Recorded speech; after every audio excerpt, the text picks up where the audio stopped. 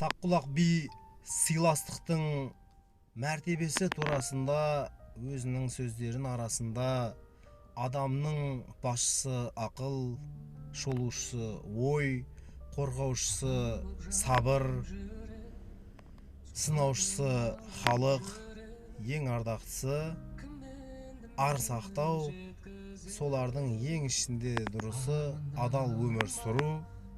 Осылардың ішіндегі ең мәртебесі жоғары болғаны бұл сыйластық деген екен. Қазақ ақындарының ішінде айтады: әлемнің бәрін сүзбегем, жақсы адамдарды іздегем, мақсатым менің көздеген сыйласып қалу сізбенен, өмірді биік құз дерем, ойнамау керек құзбенен, ең бастысы сыйластық, қалғаны келер ізбенен дейді.